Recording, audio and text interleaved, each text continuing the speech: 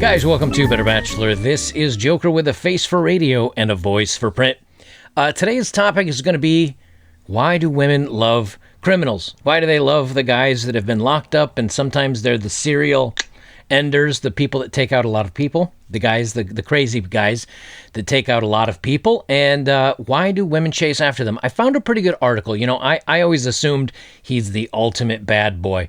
But actually, it's a little bit different than that. It's actually about control. And I think in some ways, and this part is just my personal opinion, is that I think it also has to do with a little bit of why some of these educators, these women educators, are making moves on young men, men that are sometimes under the age of 17, 16, 15. So I think there may be a little bit of correlation in there. And a psychologist that wrote a book on it, I'm going to cover an article on that. And then we'll do our dating profile of the day. So let's get recording. What brought me up on this story is this story here that's done by L.com. But it's called The Journalist and the Pharma Bro.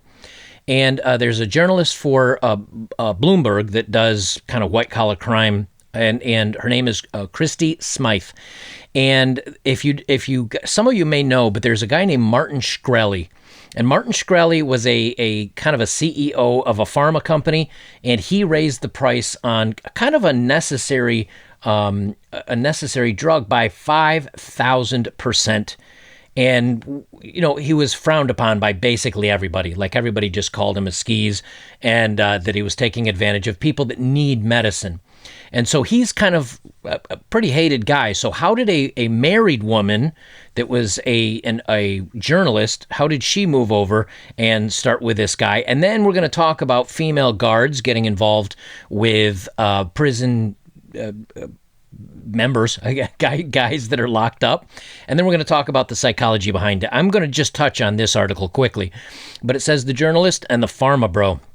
Why did Christy Smythe upend her life and her stability for Martin Shkreli, one of the least liked men in the world? And this is an extremely long, detailed information about it. I'm not going to read all that, but I wanted to read the intro. It says, almost every weekday for 6 years, Christy Smythe took the F train from Park Slope downtown to her desk in Brooklyn Federal Court in a press room hidden on the far side of a snack bar. Smythe, who covered white-collar crime for Bloomberg News, wore mostly black and gray and usually skipped makeup. She and her husband, who worked in finance, spent their free time cooking, walking Smythe's rescue dog, and going on literary pub crawls. We had the perfect little Brooklyn life, Smythe says. Then she chucked it all. And you know, the reason why this kind of struck me a little bit is, again, how many times has it happened to you guys in a relationship? Because it's happened to me, where if somebody said, hey man, how's everything going? You go, dude, it couldn't be better. Like, we have this and everything's going well and we have the same hobbies and we do this together and we're happy. There's just not a thing in the world that could go wrong, I think, at this point. And then literally overnight, or in some cases in months, everything falls apart. And the guy's left there standing like, I don't understand what happened. They say here, over the course of 9 months, beginning in July 2018, Smythe quit her job, moved out of the apartment, and divorced her husband. What could cause the sensible Smythe to turn her life upside down? She fell in love with a defendant whose case she not only covered, but broke the news of his arrest. It was a scoop that ignited the internet because her love interest, now life partner, is not just any defendant, but Martin Shkreli, the so-called Pharma Bro, an online provocateur who increased the price of a life-saving drug by 5,000% overnight and made headlines for buying a one-off Wu-Tang Clan album for a reported $2 million, just throwing money away. Shkreli, later convicted of fraud in 2017, is now serving 7 years in prison. Now, here's what's interesting. And this is a pretty good read if you guys have the time for it. It's a bit dry, but it kind of, it just shows you how the creep, and all of a sudden this guy that's really, let me see if I can find a picture of him. This is her. And again, she's for her age, she's slim. She's not unattractive. And this is Shkreli. Let me see. The Weasley, I don't know if you guys know who this is. He's Weasley. He looks like a nerd. He's a skeezy, skinny, weird guy. But she left a happy marriage for this guy. So hey, if you're kind of a nerd, not that you're a skeezy weirdo, but hey, if you're a bit of a nerd, you never know, you might be able to steal a lady. So anyway, they talk about the story and how it's covered, and it's a really good read. But here's a woman that was happily married, everything was going well, and she bails for this guy. But only after he was arrested, only after he got in trouble.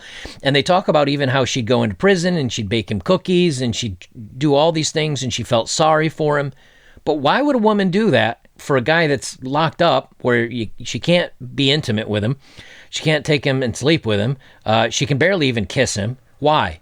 Well, come to find out, it's about control. And we're going to talk about more on that in a second. Then I have this other article here. It says 10 times inmates got prison guards preggers and vice versa. Common logic dictates that a prison guard should not sleep with inmates, but it seems like not everybody agrees with that common logic. Some guards have no qualms about it, and vice versa. Pregnancies have even resulted. Based on the accounts detailed below, female guards seem to be much more likely to get pregnant from being with male prisoners than the other way around. And they do have stories of 2 male guards doing it with the women. And, I in those cases, it was, hey, a guy wants some. And he wasn't smart about it. But for women, and some of these women were married, for a married woman to be with a guy that's in jail, has no money, no prospect, no power, no nothing, and then you look at the guy and you go, he's not even really all that, great a guy. So what is the lure? We're going to get to that in a second. Tavon White and 4 guards. So this dude on that you see on the monitor here on the left got 4 guards pregnant. In 2015, authorities at Baltimore City Detention Center busted an illicit substance ring and a weapon running business operated by several members of a guerrilla family who were incarcerated at the prison. And this guy, Tavon White, and he had gotten 4 female guards. Kellyanne McDade, same thing. They have an unidentified corrections officer that was a guy, and apparently he traded illicit substances to the woman for it. Tashana Love Brewster, Nancy Gonzalez. Now, here's the thing. Nancy Gonzalez, at least from a couple of pictures that I've seen for her, is not awful looking either. She's like, if you saw her, you'd say, well, she'd probably have no problems getting a date. In 2014, 30-year-old prison guard Nancy Gonzalez received a 366-day sentence for having relations with an inmate at Lower Manhattan Prison where she worked. She'd become pregnant as a result. The prisoner was Ronell Wilson, who is on terminal row, we'll call it, for ending 2 police detectives. So this guy ended 2 cops, and he was going to be ended himself. He was on terminal row, as I'll call it, and she decided to be with him. Again, Ellison Sharples, I'll leave this link down below as well, Alicia Smith. And again, some of these women are married. They cheated on their husbands to do this. So I did a little bit of digging, and I found this article, and it's written by Taylor Bell. And it says, an expert reveals the psychology behind women who love men behind bars. And the reason why I find this interesting is because not only was I like, hey, why do these women throw away lives for guys that literally cannot provide for them, cannot do for them, and in some cases, really aren't that good looking. It just doesn't seem to make any sense to me. And the same thing when I say, well, why would a woman, an educator, throw away her husband, her career, everything for a 14 or 15-year-old dude, right? Like that doesn't seem to make sense. Because, again, these young men, while they may be young, I remember being 15. I wasn't that athletic. I wasn't that good looking. And a lot of times you look at the pictures of the young men and you're like, why? I just don't understand this. Well, it turns out to be about power, and that these women had harm done to them when they were younger, and it kind of messed up, and they need control of a situation. And what better way to control a situation than when you're either the guardian or a babysitter or an educator or a guard over the person that you're interacting with. They say charm, intelligence, a solid career, all things women typically look for in a partner, but some women, it's the men locked away in prison who really get their heart thumping. Throughout the years, women have been attracted to men behind bars. In fact, California serial ender Richard Ramirez, convicted Charles Manson, along with Northern California Scott Peterson, have all received marriage proposals in prison despite their heinous crimes. And with the introduction of prison pen pal websites such as prisonpenpals.com and convictmailbag.com, meetaninmate.com, women can communicate easily with prison inmates. In the book Women Who Love Men Who End Other People, author Sheila Eisenberg explains the phenomenon.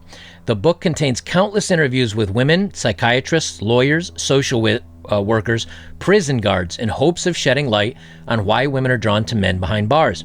The book has been featured on CNN, The Today Show, MSNBC, Good Morning America in 2020, among other news outlets. It says Attention had a chance to interview Eisenberg, talk to her about her book and interviews with these women. Here's what she had to say, and the interview was edited and condensed for clarity. Now again, this says nothing about educators, but when you look at it, a lot of this sounds to make sense when you look at all the educators that are doing the same thing with their male students. Eisenberg, the question, was there any commonalities you found with the women who were attracted to men in prison? Eisenberg, the real crux of the whole thing is that there are women all over who are damaged. In their early lives, they've been harmed by either their parents, their fathers, their first husbands, their boyfriends, whatever. They've been intimately abused, psychologically and emotionally scarred. These are women who've been hurt. And when you're in a relationship with a man in prison, he's in prison. He's not going to hurt you. He can't hurt you. So you're always in a state of control because you're the one who's on the outside. You're free. You go in and you visit him. You can decide whether to accept it or collect his phone calls. So in a way, even though cons are very manipulative, that's why they call them con men, and they're manipulative with women, it's still up to the women to decide how far she wants to go, and she knows she can't be hurt. And every single woman I interviewed had been harmed in the past, and that's what I found out. That was the big secret. Now, I'd be interested to see if the educators that are doing the same thing with men that are their students or whatever have the same thing happening. Now, they don't talk about this in this interview, but again, it's kind of the same thing where we talk about control. And this is something I think that bleeds over a little bit into relationships today, is that when a woman is very forceful and demands men to do something, demand attention, demand money, demand that she gets a lot of likes or attention on social media, it may come down to wanting control of the situation. And not in all cases, but at least when it comes to this kind of situation, it does. Attention asks, what were the demographics of the women you interviewed? Eisenberg, and this was interesting. I like this part. Interesting. They come from all different backgrounds, different socioeconomic classes, different levels of education.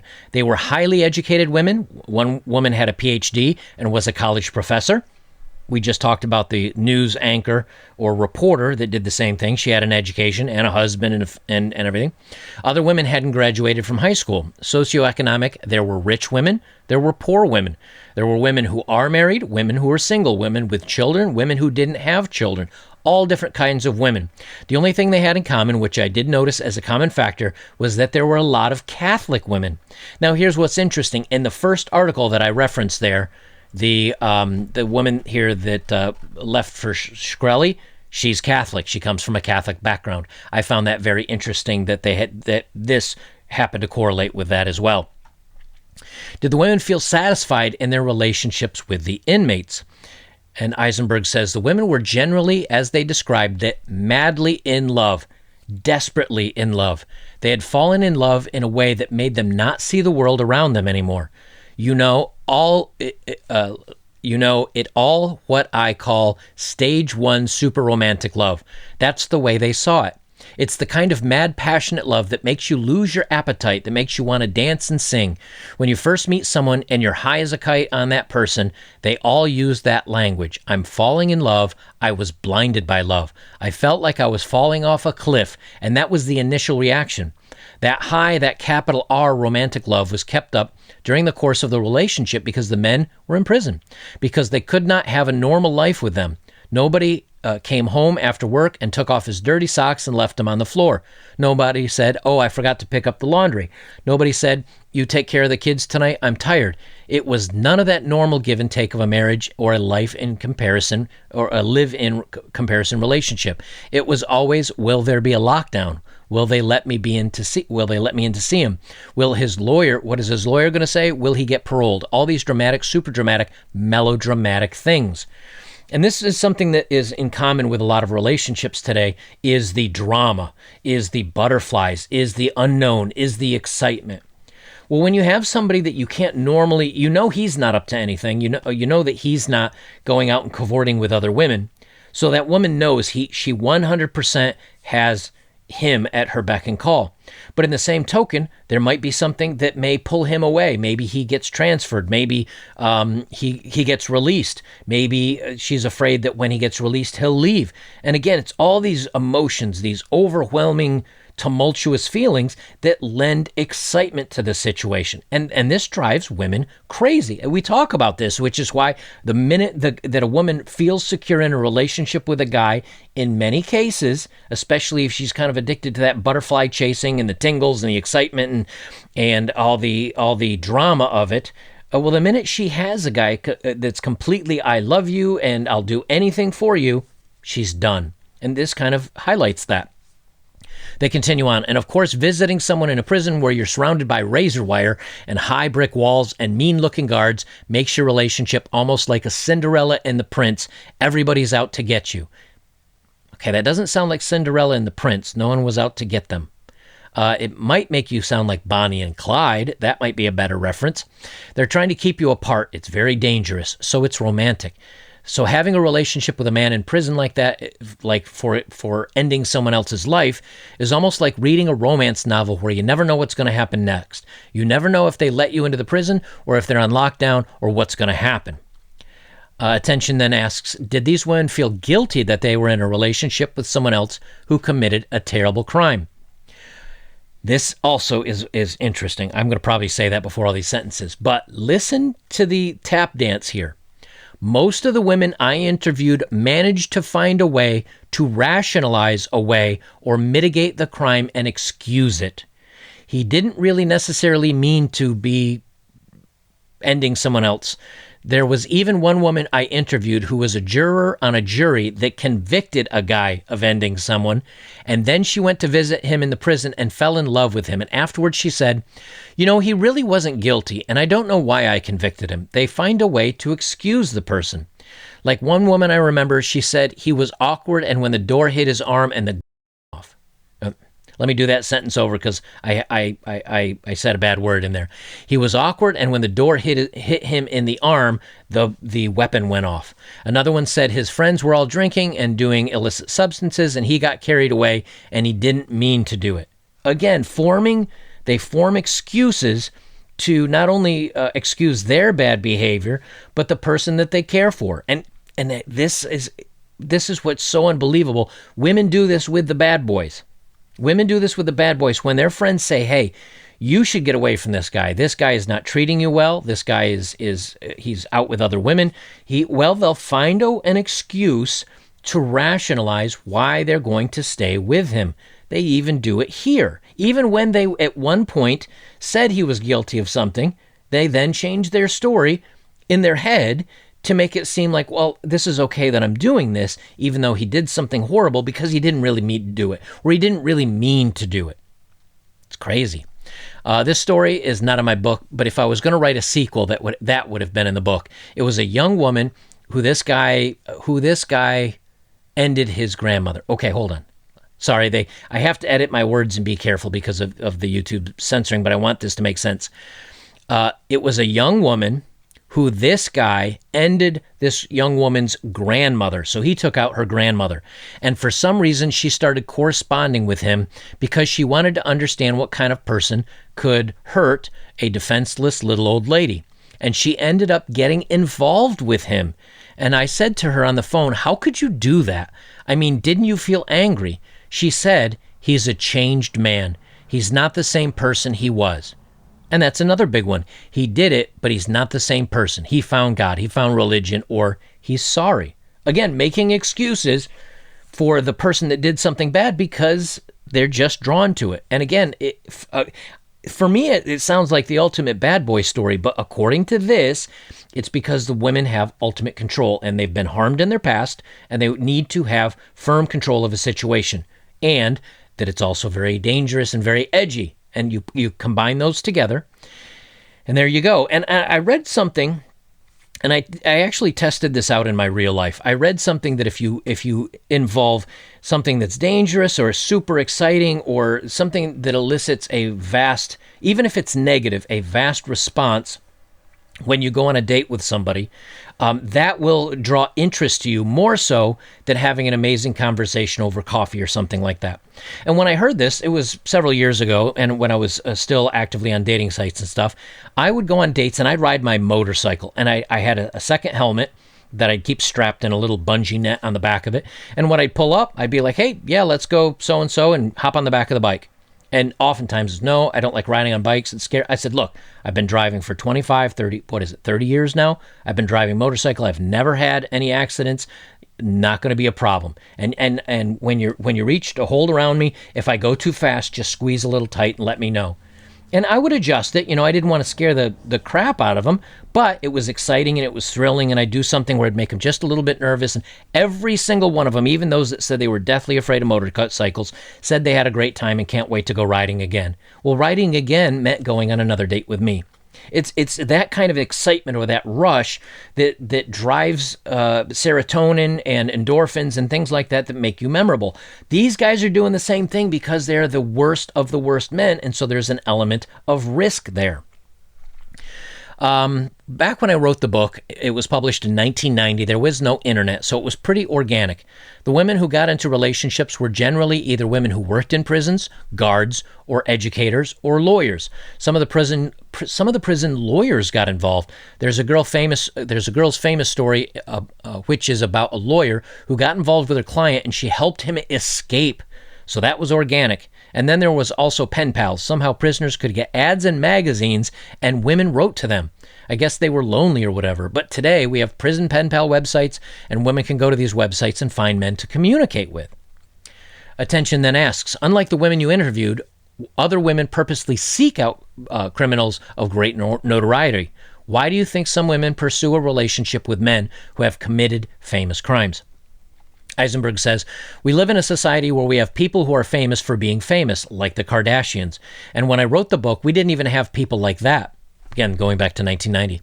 I think the first person like that was Paris Hilton. She was famous for being famous. She didn't do anything. Since then, we've had a whole slew of people who are famous for being famous.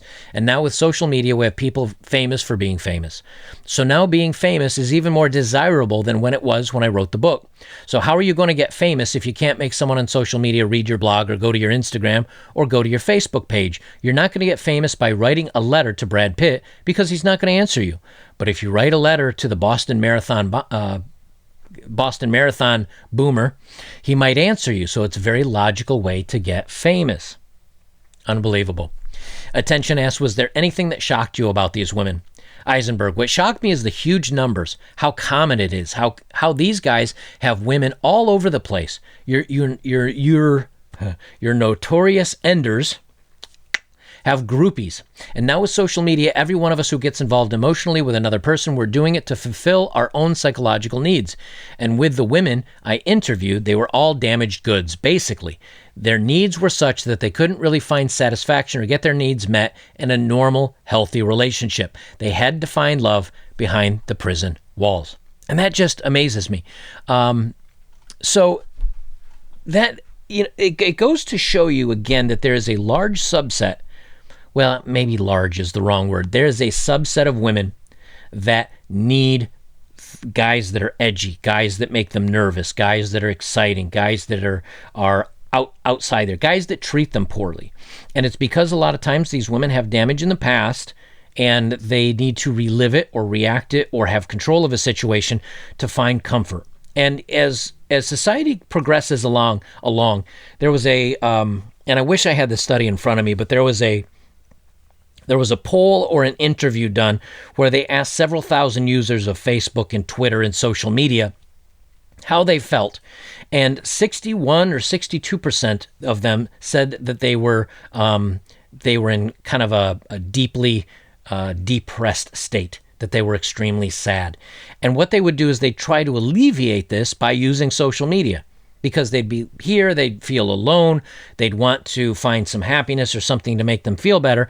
And so to connect with other people, they open the social media apps. And what do they find? On Twitter, a lot of times it's people posting their best life. Same thing on Facebook. They post their vacation photos. They show them their best lives, where in truth, their lives are nowhere nearly as good. And so you're only getting to see the best moments of everybody's lives. And when you compare that to your real life, it makes people feel like they're inadequate and they're not doing well. Same thing happens with guys when you go out there and you say, I'm interested in dating, I'm interested in meeting somebody, and you go to these sites that are supposedly going to help you date women or teach you how to pick up women, and you read all these success stories, and then you try to implement the lessons that they taught you, and you have no success whatsoever. The truth is that they're exaggerating their success stories to sell you material.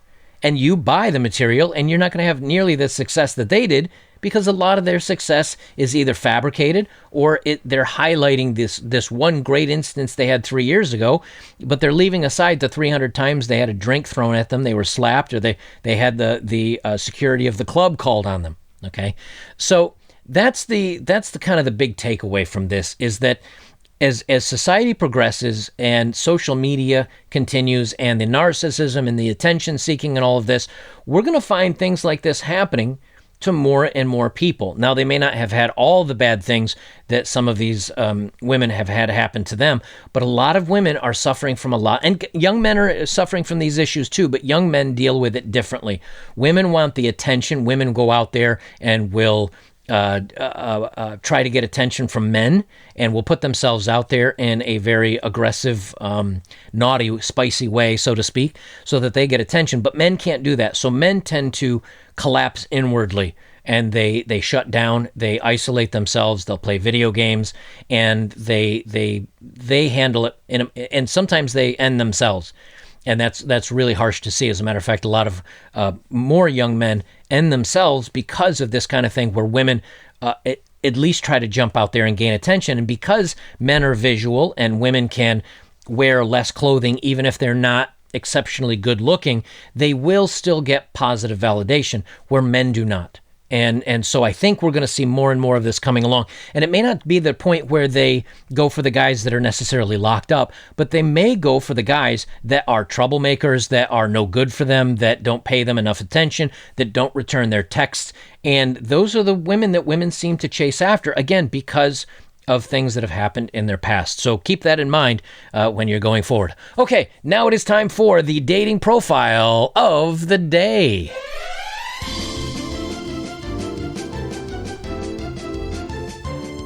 So here we have a 35. Now, I do not have a photo on this one, so I don't know what she looks like, but that doesn't matter.